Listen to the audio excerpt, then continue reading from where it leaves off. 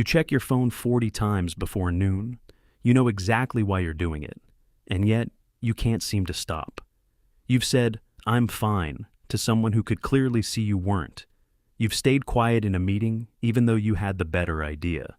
You've replayed a 5-second interaction from 6 years ago at 2 in the morning for no reason at all. And somewhere in the middle of all that, you've probably asked yourself the same question everyone eventually asks. Why do I do the things I do? That question is where psychology actually begins. Not in a classroom, not in a textbook. It begins the moment you catch yourself doing something you can't fully explain.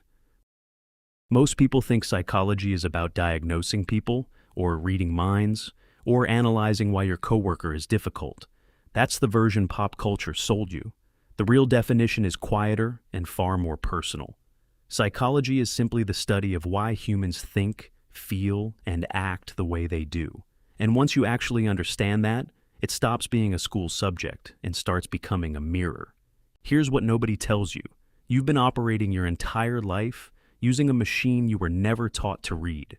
You know how to use your phone better than you know how your own mind works. You can troubleshoot a slow laptop faster than you can troubleshoot why you avoid conflict, why you crave approval, or why you sabotage things you actually want. Think about how strange that is. You've spent your whole life inside your own head, and you're still sometimes a stranger to yourself. Consider the small, familiar moments. You open your phone to check one notification, and 40 minutes disappear. You tell yourself you'll start the important task after just 5 more minutes of scrolling. You compare your unfinished, uncertain life to someone else's polished, edited one, and for a second, your own life feels smaller. You rehearse a difficult conversation in the shower, perfectly, and then say none of it out loud. You want to be picked, chosen, understood, but the moment someone gets close, some part of you pulls back.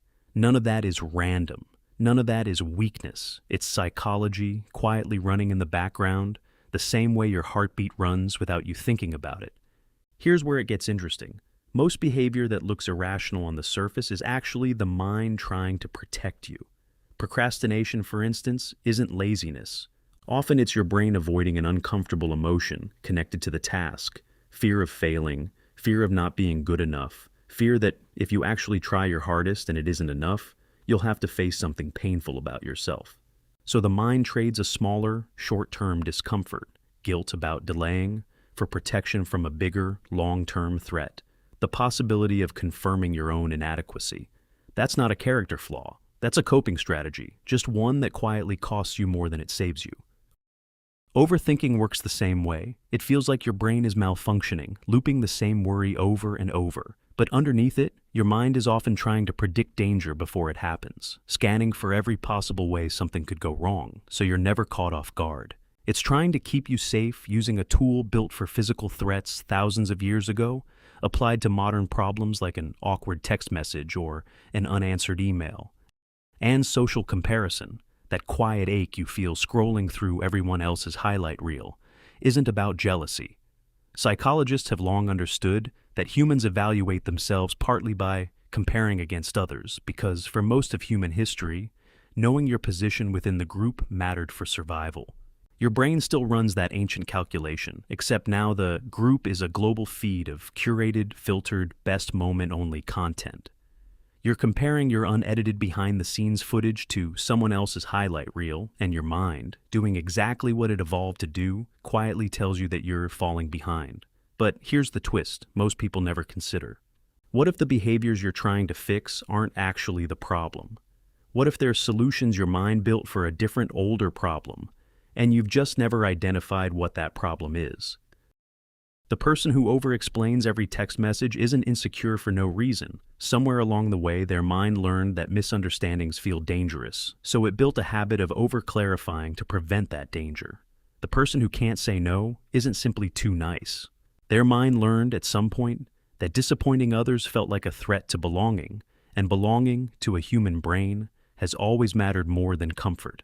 Once you see behavior as a system, trying to protect something you care about, instead of a flaw you need to punish yourself for, everything changes.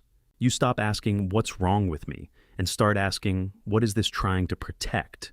That single shift in the question is, quietly, the entire reason understanding psychology can change a life.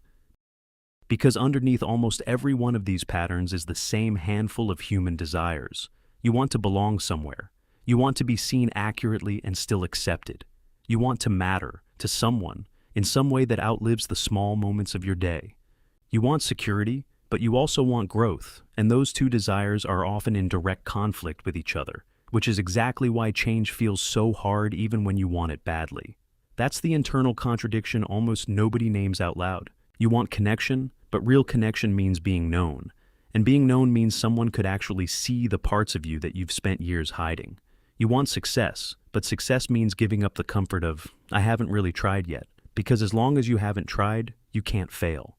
You want freedom, but freedom is uncertain, and uncertainty to an ancient nervous system still registers faintly as danger.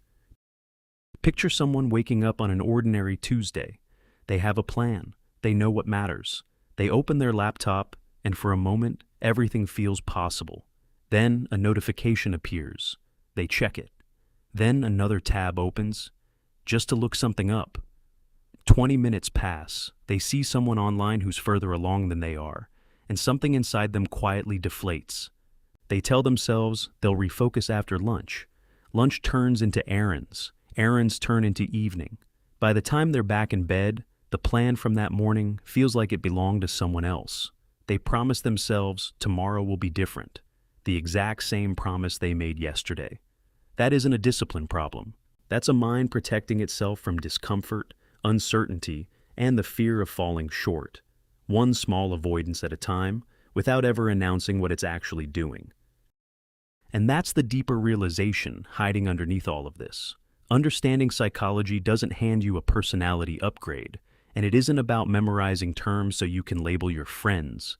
It's about finally getting access to the operating manual for your own mind, the one you were never given, the one you've been running on guesswork your whole life. Once you understand why a behavior exists, you stop fighting it blindly, and you start working with it intelligently. So, what actually changes once you understand this? A few things practically. You start responding to your own reactions with curiosity instead of judgment, noticing, why did that comment bother me so much, instead of just feeling bad and moving on. You start separating the emotion from the story your mind builds around it, which usually reveals that the emotion is smaller and more manageable than the narrative made it feel. You start recognizing the moment right before an old pattern activates.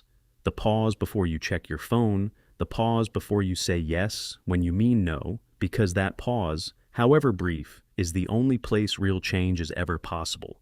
And you start treating your own behavior the way a good scientist treats data, not something to be ashamed of, but something to observe, understand, and slowly adjust. None of this erases the behaviors overnight, but it changes your relationship to them. The habit that used to feel like a personal failure starts to feel like information. The reaction that used to feel confusing starts to feel explainable. And explainable things, unlike mysterious ones, can actually be worked with. Go back to that Tuesday morning, the plan that quietly dissolved by evening. Nothing about that story has to stay the same, because now you know what was actually happening underneath it. Not laziness, not weakness, just a mind trying to protect itself from something it never named out loud. Maybe that's what psychology really offers. Not answers about people in general, but a way of finally reading the one person you've spent your entire life standing next to and somehow never fully understood, yourself.